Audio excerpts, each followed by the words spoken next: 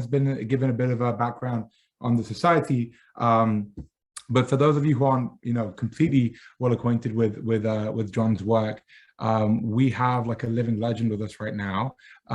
John was I think one of the earliest CEOs of Cisco. He took it from, I believe, 70 million in annual revenue to 47 billion. Correct me if I'm wrong, John. That's very accurate.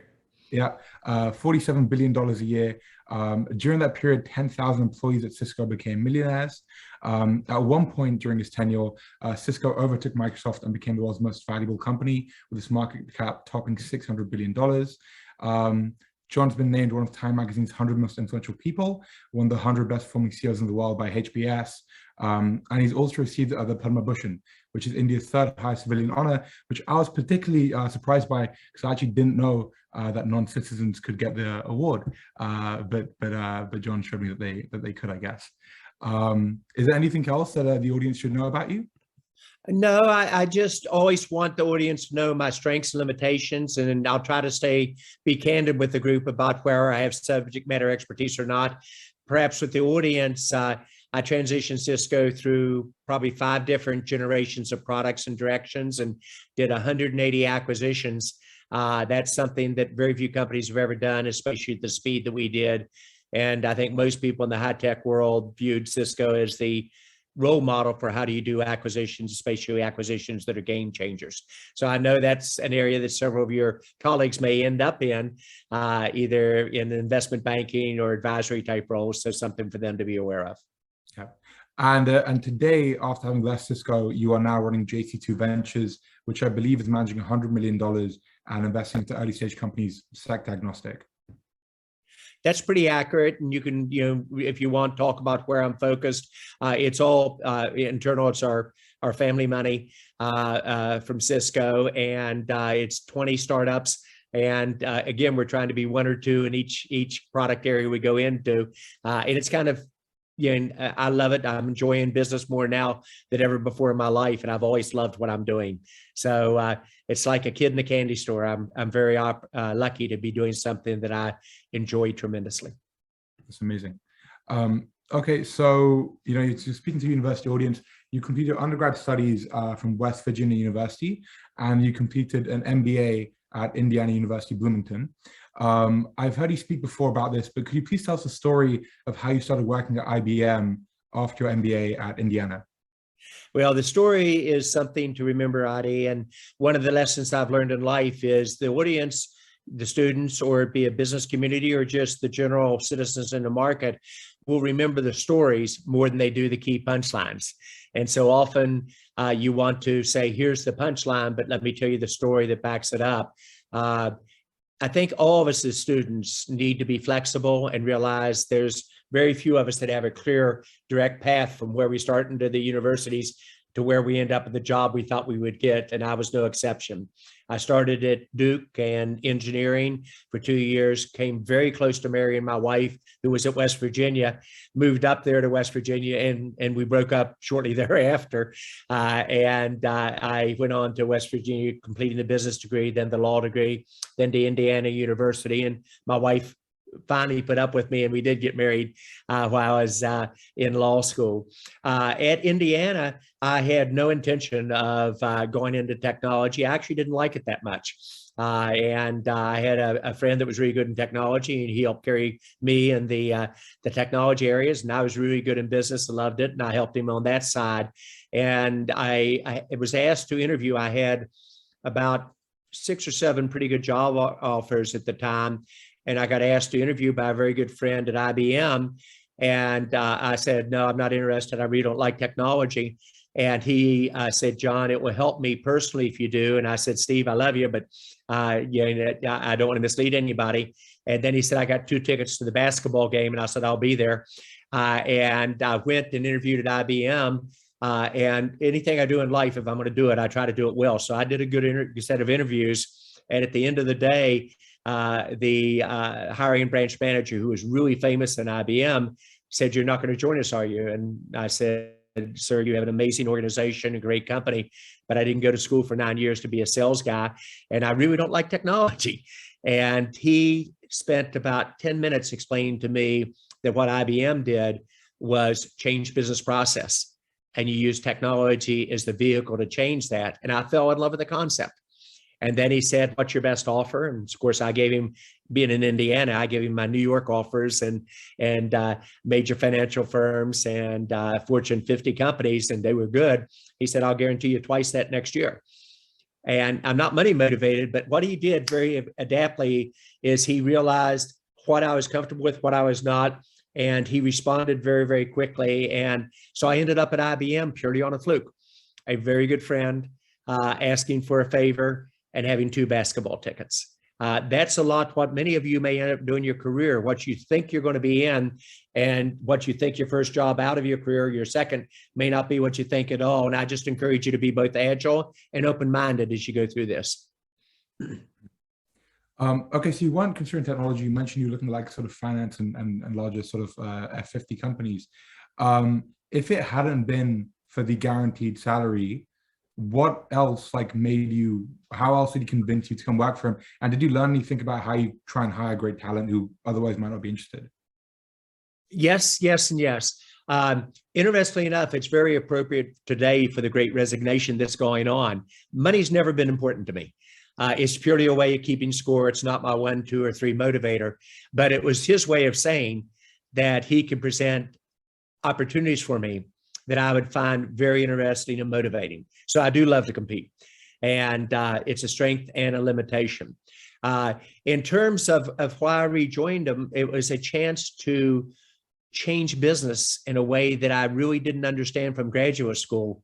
And that's what I do today.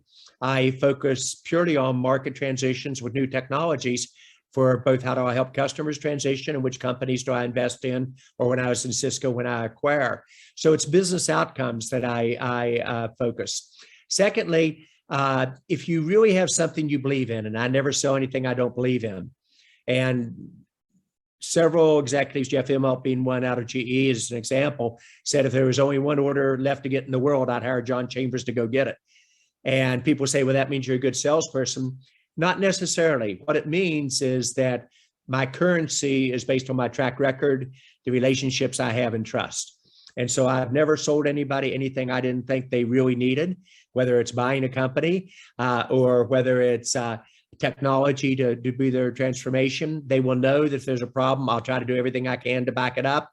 And so out of literally the thousands and thousands of companies that I've called on, or executives or government leaders around the world, from Modi to Macron in France, there's not a one that I'm aware of that I can't give them a call or a text and say, can I come and see you? And can we look at doing some business opportunities together? They would all say yes. That trust goes a long way. So am I pretty good at selling? Yes, but mainly I'm good at understanding what the customer's requirements are, or what the business executive or the head of state's key issues are, and how can I help them solve those issues? And they trust me to never mislead them, and to the best of my ability to deliver on any commitments I make. Yeah. So then after that, you went to another company before joining Cisco. Did you know when you joined Cisco how big the company would eventually get? And were there any sort of early signs at how big it would get? Well, it's fascinating, because this is one of the lessons learned for each of you all. You develop relationships in life, and you don't do it because you think that person's going to help you later. How you treat people often determines what doors gets open for you directly or indirectly after that. When I made a decision, and this ties back to maybe your all's careers as well, I learned the hard way that if a geographic region doesn't reinvent itself, it gets left behind. West Virginia was the chemical center of the world, my home state, and 125,000 coal miners, well paid, et cetera. And because we didn't change, we went from being one of the most successful states with huge numbers of very high paying jobs to one of the most challenged. And if you don't change, you get left behind. I saw that occur at IBM, which was the computer company in the world to join. And there wasn't even anybody even close when I came out of school in the mid 70s. And yet today it's a good company, but it would never be like it was before in terms of the direction, because they didn't change from mainframes to mini computers, as with Wang, mini computers to the PC client server. PC client server to the internet. You've got to get those transitions right. So you keep an open mind on what's possible. I ended up at Cisco purely out of a fluke. When I was at Wang, I made the mistake of resigning without another job because it was the time they were doing layoffs, and I didn't feel I could be laying off people at the time I was looking for a job myself. And during the entire time or doing layoffs, I never lost anybody out of my top 2 direct lines of reporting because they stayed with me out of loyalty. And so I had to do the same thing in reverse. And so I decided to make the change and told my leadership team I was going to do that, and I needed to get outside the company and go find another job. And I was really humbled because I thought I had a resume that was unbelievable. I thought I'd send out, a certain number of copies, maybe 25 or so, and get 3 or 4 offers and pick from one. And boy, was that naive. I got none. Only one was even a return connection. And I realized in life at that time, it's much easier to get a job while you've got one. But more importantly, when you start to make changes, you want to use your network, your ecosystem to make it happen. In a little bit over 90 days, I had 22 job offers in process, 21 of which were from friends, connections, et cetera, on it. And I had 7 firm offers in the Valley, and I was never going to get presented to Cisco because the search firm that had that had me already, unfortunately, placed in 2 other companies, and that's a no-no in search. You're only supposed to present your candidate to one company, and he presented me to 2, and both of them were kind enough to give me an offer. So there was no way he was going to present me to the 3rd one. And because of how I treated somebody earlier in their career who was at Cisco, and I didn't even know they were there, they called me up, cold call to my wife. She received it. I was out trying to find a job, and said, "This is the perfect job for John to be CEO of this company, and have him give me a call as soon as he gets back." And long story short, I got that job where I would have never been presented. On Cisco, I really didn't understand the internet at that time. I understood it was growing rapidly, but it was only 400 people. We ended up being 75,000 when I left, but very few people understood it. Because I'd seen those market transitions, Adi, that we talked about earlier, it took me about 2 interviews, and I grasped what this could be. And we immediately jumped into Cisco. The first thing I changed was quit selling routers and moving around zeros and ones to selling business outcomes and how the internet's going to change the way you work, live, learn, and play. And people thought I was crazy, because you're selling routers to a very small group of people, select group. And I said, no, this will transform industry, business, life. And fortunately, I got that right. So I have a lot of weaknesses. And I want to remind the audience, if you agree with everything I say, Adi, I will have failed. I want to be controversial. I want to get you all a little bit outside your comfort zone. And I don't mind being very candid in the results. But seeing those market transitions, that's probably what I do best in life other than building great teams. See a transition start to occur enabled by new technology. That's when I move.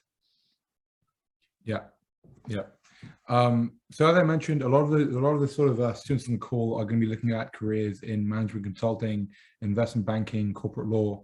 And there are a handful of students on the call who are also going to be looking at early stage companies. Do you have an idea of what you think that people should be doing early on in their career? And if they do choose to work at early stage companies, what they should be looking for as predictors of success that maybe you saw at Cisco? So I have a tremendous bias, and part of it depends on the personality and what you're comfortable with, your degree of risk taking. Are you an introvert? Are you an extrovert? Do you like owning the results, or do you like consulting on the results, et cetera? I am very biased that the activity in startups is where the future is. I use the example of the Stanford graduating class here out of the business or engineering school. Probably well in excess of 75% of them go to startups. And that's different than some of the East Coast companies where the majority go into consulting and things of that type. Right now, the startups get their pick of the best talent in the world.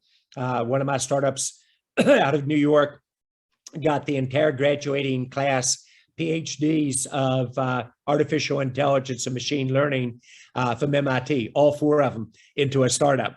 And those are $1 million a year jobs, if you can imagine, for the students. So right now, the hottest area of going almost without exception in most geographies around the world are startups. The ability to achieve growth, economic success, and ownership is very high there. The failure rate's very high.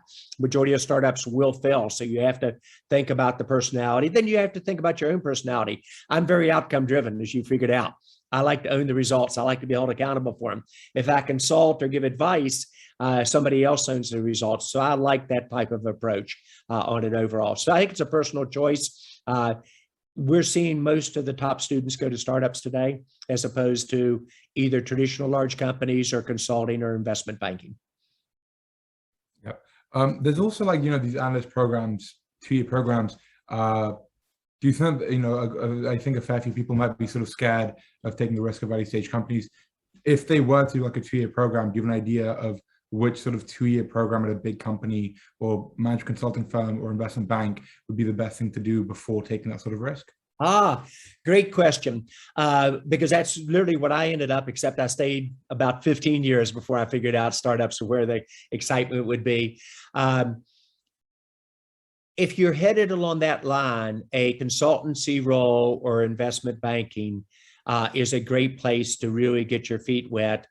And secondly, very few companies today, even in big tech, do a good job of developing their people, where the investment banking and the consultancy groups, the McKinseys, et cetera, of the world do a very good job of developing their people. And they expect for the majority of people they hire to be gone in 10 years. So it's a natural evolution in terms of the roles. I think that is kind of testing what you like or don't like approach. I think it's a fine basis to then look at flexibility. Now, the downside is when you work for a large company, it is culture shock when you go to a small company. The support systems are not there. They have a problem every day that's more serious than the most serious problem you saw in your career at the other companies, et cetera. And it's an unstructured environment, which can sometimes be a tough cultural shock for somebody that got very comfortable in a large investment banking organization or consultancy. So when I hire people with those backgrounds, including my prior company, Cisco people, it's 75,000 people. And so I spent a lot of time making sure the person can adapt to an unstructured, small environment, which candidly more than half the people can probably not make that transition once they've been with a large company and got used to its practices and policies and how they do their job. Yeah, that's great. Before I continue, I just want to let everyone on the call know again, we will be taking some audience questions in, I think, about 15 minutes.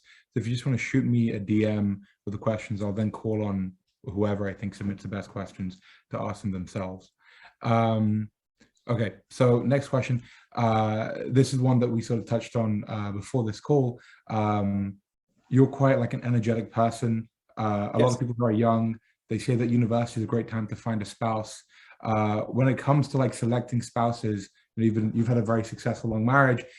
If you are like a sort of energetic driven person, there's this one narrative that you should sort of pick somebody who's like very calm and maybe they balance you out. And another way you should sort of, find someone who has the same sort of energy. Do you have a view on that? And have you seen them both play out and so on?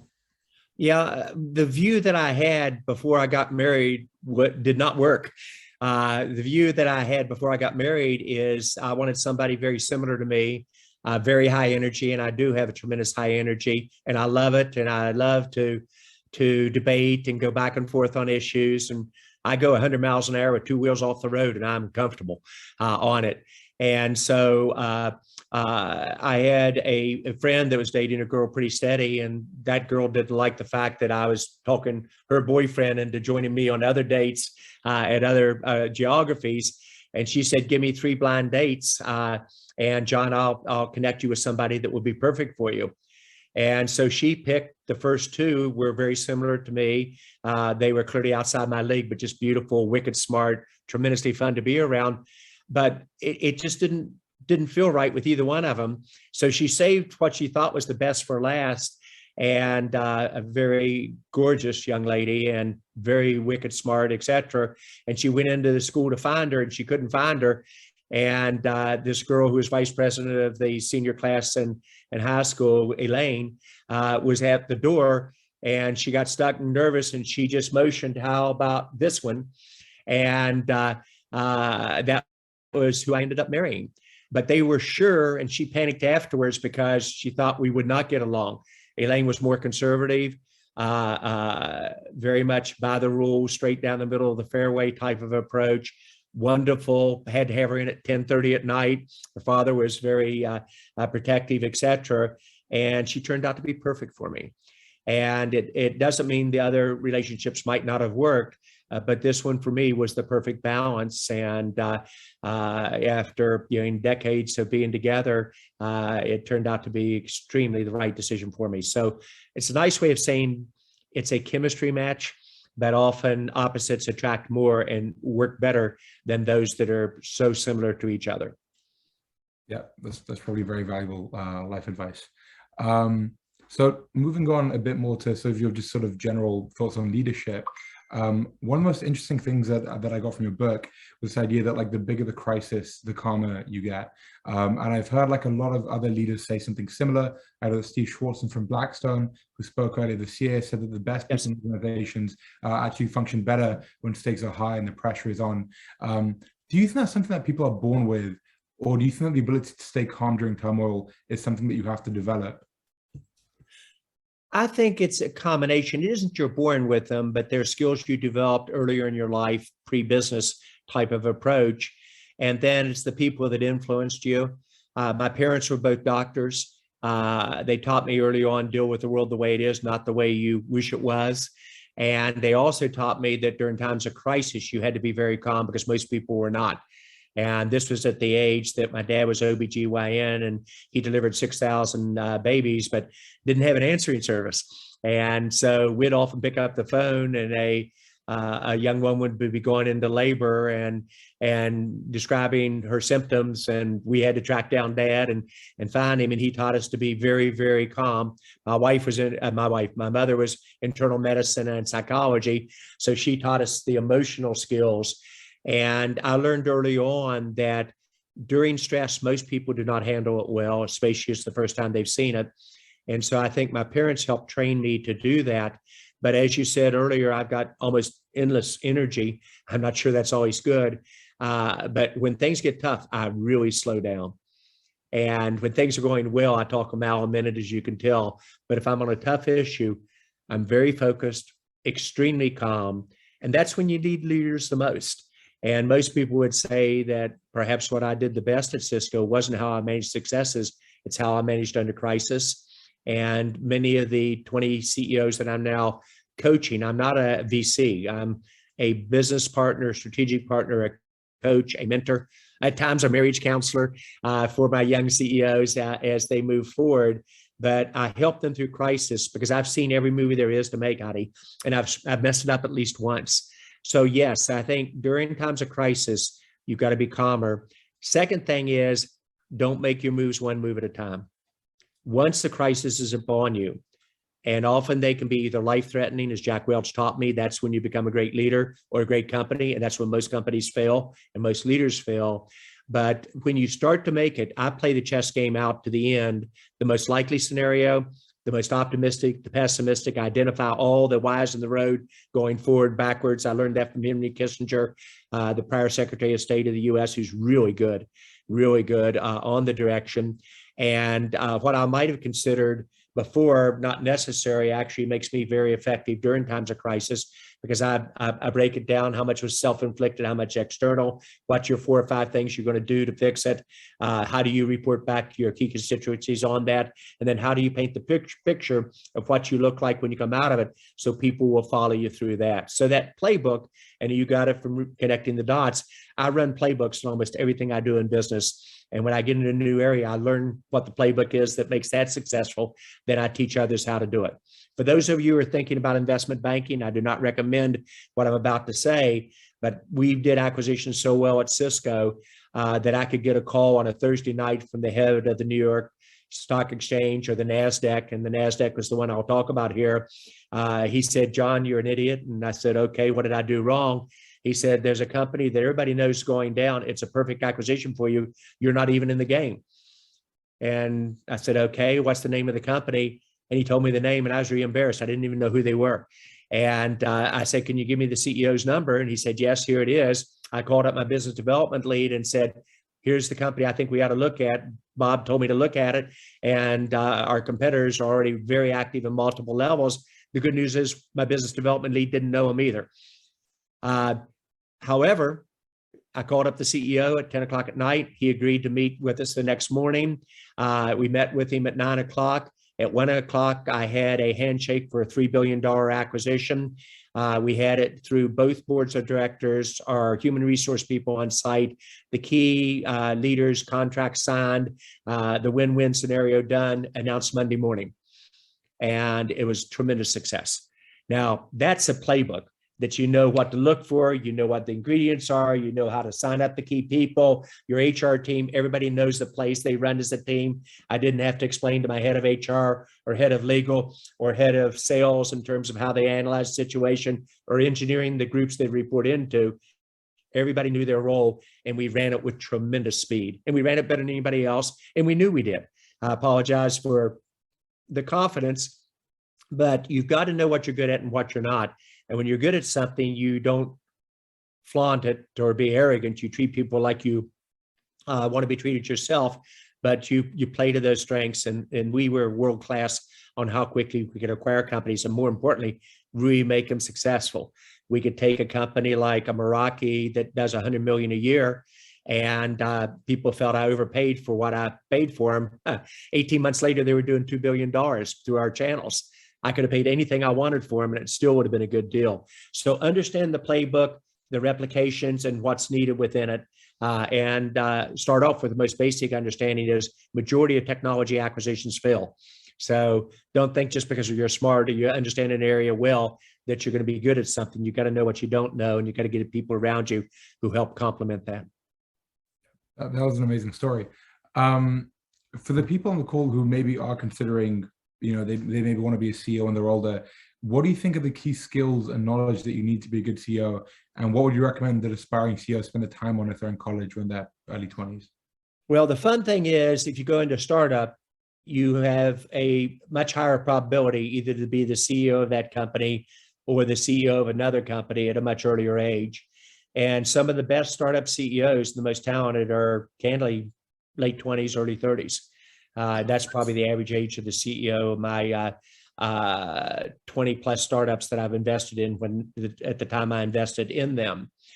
In terms of advice, I think it's important for those of you who are crazy enough to be a CEO, don't underestimate, number one, how difficult it is, or number two, how lonely it is, or number three, can it be really fun? Oh yeah. But you have to get prepared for it. You can't come up very often just a straight up one silo, be an engineering or a business development person or a salesperson or a lawyer, and then get very high in the organization and then manage that group or become the CEO. So I think developing time in grade, either in the same company and then moving to other areas in the company and having the courage to change each time you do, you take a risk, or moving from company to company to move into different areas, and to always look at how you continue to develop the skills you're going to need to get your next job and your long-term job as well. I thought I'd end up running a small company in West Virginia. And just because I kept an open mind, it allowed me to move into areas that I would not have been able to map out early on in my career. Yeah, that's really valuable. This is the question that I was most looking forward to. There's a sort of narrative that companies require different CEOs at different points in their life cycle, different horses for different courses, and that a company needs different CEOs as they grow, because these sort of, as a company scales, the complexity of the problems also scale, and that, normally one person can't do everything. You, of course, have been with Cisco for like a very, very long period of time, and you oversaw massive growth. How did you successfully lead the company from relatively early stages through to IPO and beyond, and scale your competencies as the complexity that you faced also scaled? Well, the short answer to it is I had to reinvent myself at least 4 or 5 times. I thought that was the role of the CEO, to reinvent ourselves. And it wasn't until I began studying it. And candidly, one of my competitors who was really good and really tough, Ben Verwegen, who came out of Lucent, and then Alcatel Lucent CEO, et cetera, BT CEO as well. one day at the World Economic Forum, he came up to me and we had a little bit of friction in our relationship because we were competitors, and I've been fortunate enough to win a lot of the battles when we'd collided. But he said, John, I just want to give you a compliment. And so I got ready for, and he said, I just want to tell you how well you've reinvented yourself and your company again and again, and how much I admire that. And I was speechless. And I almost never am speechless, Adi. And then I said, well, Ben, that's why I believe a CEO should be in the job more than 5 years. Because you have to reinvent yourself. You got to understand the company, how you evolve. And that's why my intention was to be in the job at least 10, if not 15 or 20. And then he smiled and he said, we're back to disagreeing. He said, I have a given set of skills. And he was very good at them. But he said, I use my skills, my bag of tricks, if you will, up in about 3 to 4 years. And after 4 years, I need to begin to think, if I'm going to stay as a CEO, I need to move somewhere else. And they need to refresh somebody into the company I'm in with a different set of skill sets. And he could tell I wasn't buying it. And then he outsmarted me. And he basically said, all right, I know, John, you track your top 100 people every year. I know it evolves over time on what you do. How many of those top 100 have you ever left in the same job more than 4 years and you've been really happy with their performance? He had me. The answer is only one, a guy by the name of Joe Pinto. And what Joe did was he reinvented himself. Most people do not, Adi. And I'm not exactly sure why, but it's more the exception that can reinvent themselves and have the courage to disrupt both their own selves and their company in a way that's hard to do if you were the one that built that original strategy, the original approach. Maybe because I came out of West Virginia that didn't reinvent itself, or Boston 128, the mini computer company area of the world where we were the Silicon Valley, and we had no fear of Silicon Valley out in the West Coast. There were some unusual people that really didn't get it, and yet they crushed us. They crushed the VC industry in the Boston area that dealt with technology. They crushed MIT. Early on, MIT generated a huge number of startups. They did not in the high-tech industry, the second 10 years of my CEO career. So maybe because I saw what happened when you didn't disrupt yourself and reinvent, it was there. But no, I think it's a unusual characteristic, which most people do not have it in their DNA on it. Then you could also realize in 20 years is unbelievably stressful. Most people do not have the appetite, much less the joy to do it more than 5 or 7. I love what I did. And I love coaching young CEOs now on how they can be successful. But I think it's more that DNA issue that you kind of alluded to earlier. It's in my personality pretty deep embedded, but it's also based on life's experience to now. Yeah. On that, as Cisco was scaling, if you feel like a business line that was doing incredibly well and there was a young person in charge of it, what would you be thinking about when deciding whether to keep them in the position if they were a bit junior for the role? You go from 10 million a year in revenue to 50 million a year, or to replace them with somebody who's sort of been there and done it. Like, what would you be trying to evaluate? Well, I like the combination of the two.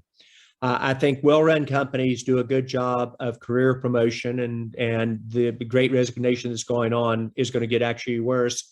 And one of the key reasons people leave is they're not appreciated by their management. They don't see a career future there. They are not with connectivity to their peers, et cetera, on it.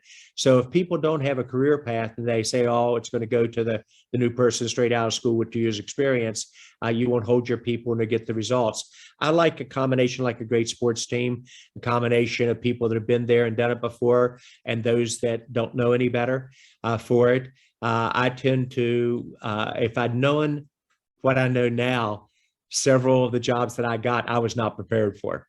Dr. Wang giving me Asia Pacific when no person other than a Chinese person ever ran that part of the world for him, and him trusting me to do it. He took a huge bet on me that I really wasn't qualified for, but he gave the shot to me because I was one of the youngest people in the company with a different background coming from IBM, et cetera, on it. And when I first got Cisco, I thought I was ready to be CEO, but whoa, looking back, how little I knew at the time and some of the risks I took, including doing acquisitions from the very beginning at Cisco, right when I started off. And doubling down in China at a time that no other American high-tech company, almost without exception, was doing that, or doing movement out of one or two product areas into a whole bunch of product areas at the same time. I now know how much risk I took I did not know at the time. And growth helps you cover up mistakes, but that also allows you to fine-tune that playbook as you move forward. So those are a little bit of the lessons learned, if you will, in this category, and mistakes made. If I can challenge the group, and I want to challenge especially the females, being very candid, Adi, most male execs that I know think they're ready for a promotion way before they are. And many females are hesitant about going after promotion until they're pretty sure they're ready. I would have never got any of my jobs if I was waited till I was really ready. And secondly, often the females were ready way before they gave themselves credit for it. And I think we have to do a much better job on inclusion at all levels in the company. And I would challenge the women in the room to don't wait until you're ready. Your male counterparts have already asked for that promotion 3 times, and you've earned the right to ask for it yourself. Believe in yourself and go for it. Yeah. I know this is a topic that you sort of wanted to make sure we touched on. What is the sort of biggest leadership win that you had and the biggest mistake that you had? Yeah, what Adi, you're doing so well is you tested me ahead of time. Was I comfortable with talking about mistakes made, some personal issues, et cetera? Because that's where this audience will learn perhaps the most, and sharing issues that are very important. My biggest success clearly was Cisco, but within Cisco, it wasn't the financial success, to be in the most valuable company in the world, creating 10,000 millionaires, et cetera. It was changing the world and leveling the playing field, because I grew up, if you got a great education, that was the equalizer in life, but it really wasn't. If you weren't in the right geography, you didn't have a chance to do that. What the internet did was made the world, as Thomas Friedman would say, flat in terms of the approach, and allowed people to participate in unique ways. And at Cisco, I was really proud of the culture. I knew every illness of every employee, their spouse or their children. I was there for them Christmas Eve, whatever time they needed me, in a way that others were not. And that culture of being customer focused, just doing the right things. We weren't perfect, but we were pretty good. Allowed us to do acquisitions, allowed us to win almost every economic and CEO award there was out there, and rated 1 or 2, whether it's Harvard Business School reviews or others in terms of leadership. And we won every corporate social responsibility award imaginable. We won it from the Democrats with Obama and Hillary Clinton, top corporate social responsibility in the US. And then we won it from the Republicans of Bush, Condi Rice, the same way. We helped stabilize many parts of the Middle East and won many of the awards for our involvement, whether it's in Jordan in the education system, or the Israeli Hezbollah conflict in Lebanon on it, or in China with the Sichuan earthquake, and being there in a way that almost no other company was. And so success on culture, and way before it was even mentioned, economic return and giving back to society, I believe in. I don't think they're mutually exclusive, nor do I think they do not connect. Every country in the world where I was #1 in corporate social responsibility, I was #1 in market share by the biggest amount. So I think they actually do come together.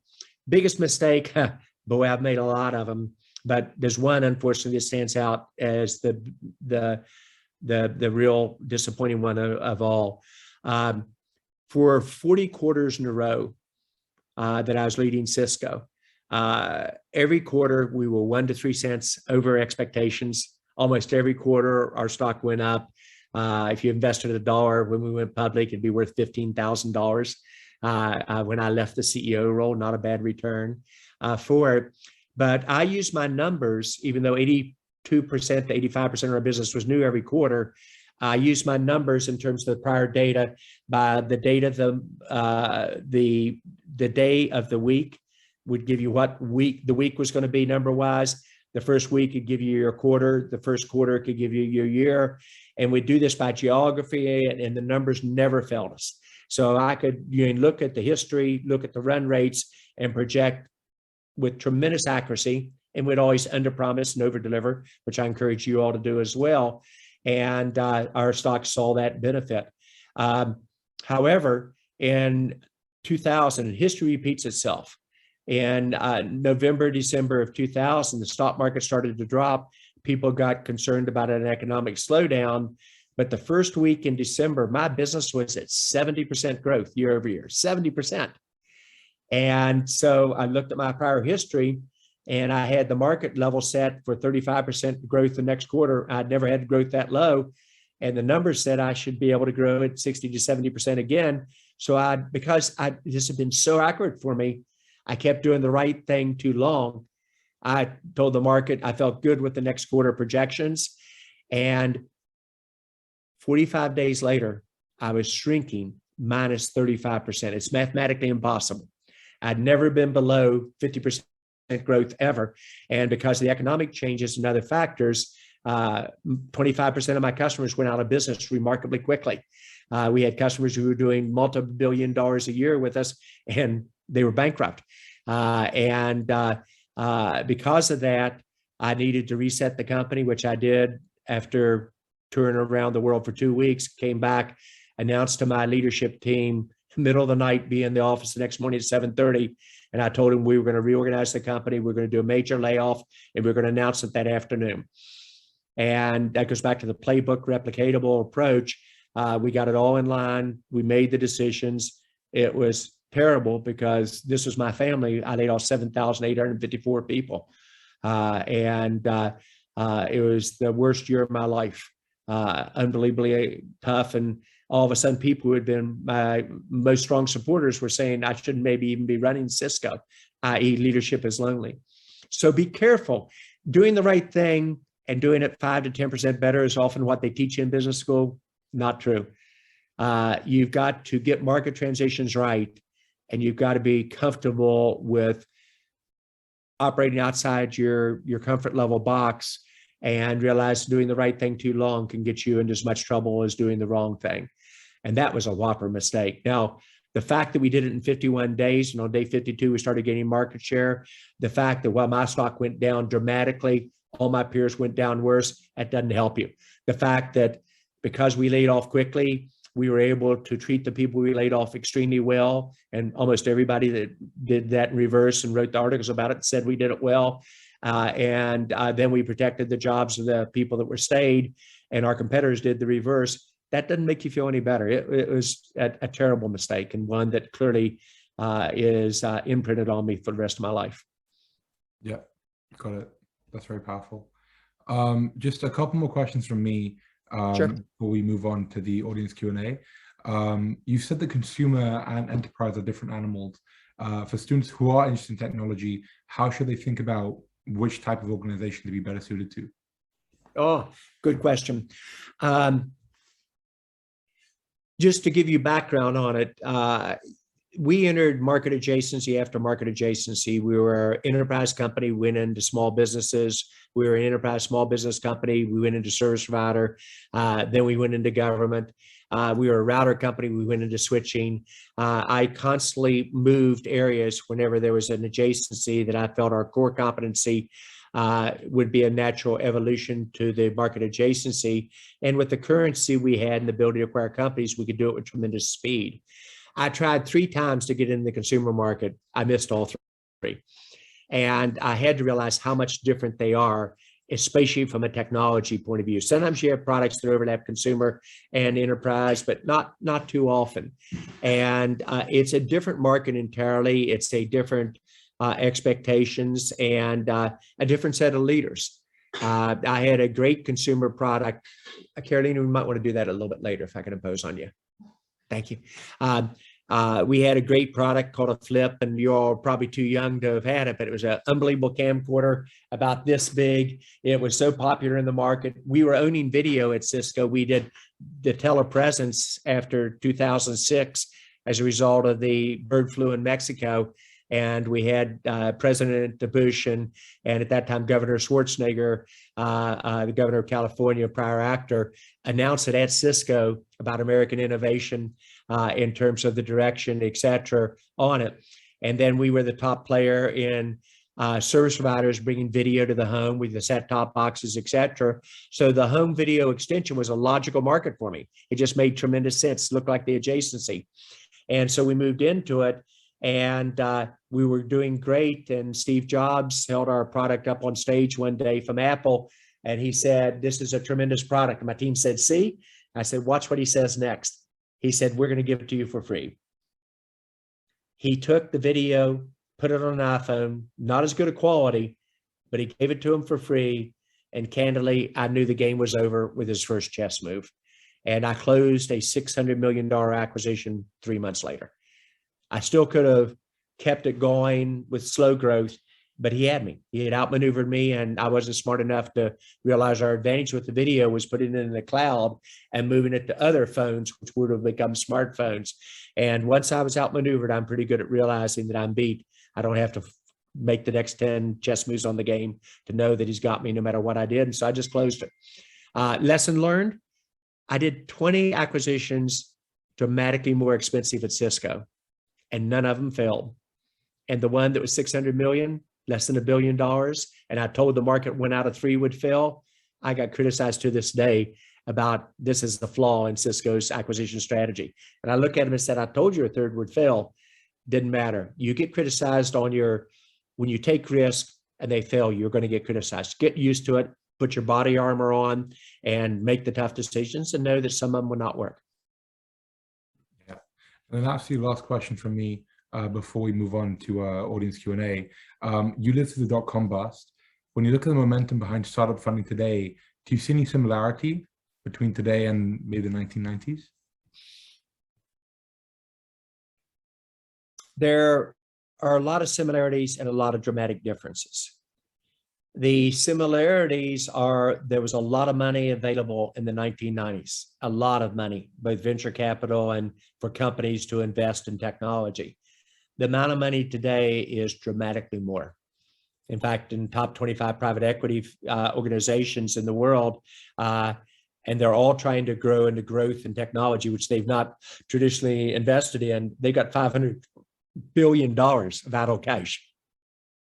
And my average acquisition, it took Cisco a long time to become a unicorn.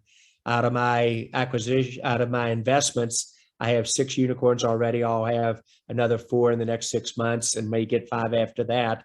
And we're going to get them at surprisingly small sales compared to that. Cisco went public, we only had 70 million in sales. Today, I have a number of companies that are 200 and 300 million in sales, and they're not public yet because of the availability of cash in the market and the ability to price based upon that. So there are similarities in terms of cash availability. I think the market's a little bit more discriminating. There's the realization how quickly SPACs kind of settled out. If you weren't meant to go public and you go too early and you're not predictable, you're going to be disappointed in the results in most situations for it. And the VCs, while they're chasing any growth opportunity, they're also a little bit more selective on it. The fundamentals in the market, I think, are stronger. The central banks have learned how to loosen the money supply very quickly, and the fiscal stimulus from government, they've gotten a lot better at. Where before the central banks always waited too long to make a change or kept money too tight for too long. And the government, by the time they got fiscal policy going, they were already out of the crisis and they were years late. Both those are occurring rapidly on it. And technology, every company and every industry is going to be a technology company first, and a investment bank or a manufacturing company or a defense industry second. And so similars, yes, but I think overall this one feels a lot more stable than 2001. Hopefully I'm right on that and not missing something. Yeah. We'll now move to audience Q&A. We were initially going to get them to ask them themselves, but for the sake of time, I think I'll just run through. We've had a ton of questions around Web3, and your just thoughts on that. Do you think that Web3 is going to be as sort of influential as the original internet was? Well, a lot of people have a definition of what is really Web3, and let me just jump to the issue that I would answer very directly on it.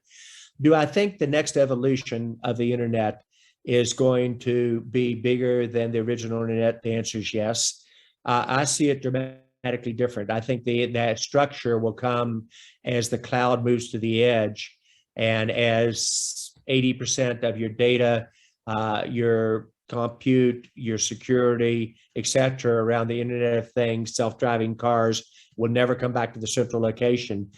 I think that's going to drive productivity numbers like we've never seen before, change in business models, et cetera. So I do see that occurring, but I'd probably define it in a little bit different words than perhaps the person who asked the question was. When that occurs, anytime you have a major market transition, usually the incumbent players from before don't make it through it. You know, it used to be that 25% of the Fortune 500 disappeared every 20 years. It's now going to be 35% every 10 years. The pace of change in those companies that don't change will get left behind very quickly. And most of the change will be enabled by the technology with the transition in business models or consumer buying patterns at the same time. Yeah, that's great. There's a question from Anand here. As someone that's so results-oriented, how do you balance your relentless ambition with humility and acceptance when you don't achieve your desired results? Well, almost two questions, or at least I'll break it into two. Nobody that I'm aware of has ever accused me of being arrogant. I've never yelled at anybody in my life in business. I'm remarkably calm, as you said earlier, but I also don't raise my voice. That doesn't mean I don't have high expectations. My team will tell you who's around me right now, I have extremely high expectations, and they know when they disappoint me if we don't get the results. But maybe because I was dyslexic and people would laugh at me at school when I read backwards, and I struggled with reading early on, and a teacher, Mrs. Anderson, taught me how to deal with that. And over time, I learned to take a terrible weakness and make it a strength.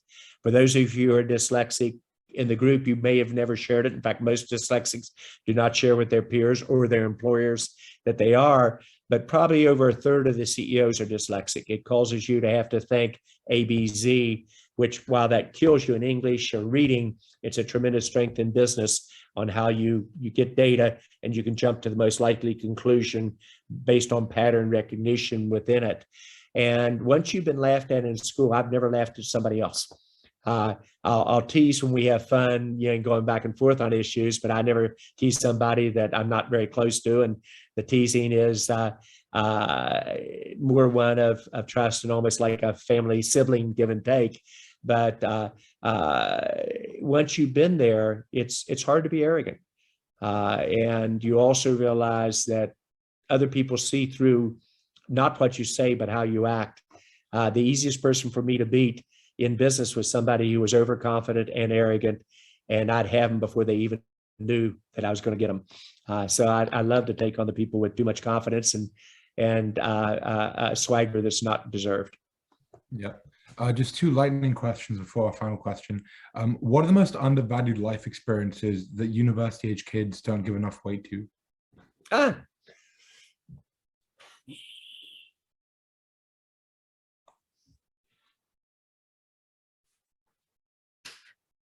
These are probably lessons for me. In life, I think that if you're healthy, happy, and your family's healthy and happy, that's what life's about. Anything on top of it is icing on the cake. So it's a nice way of saying, remember what's important in life. And at the time you pass from this world, what will be most important to you.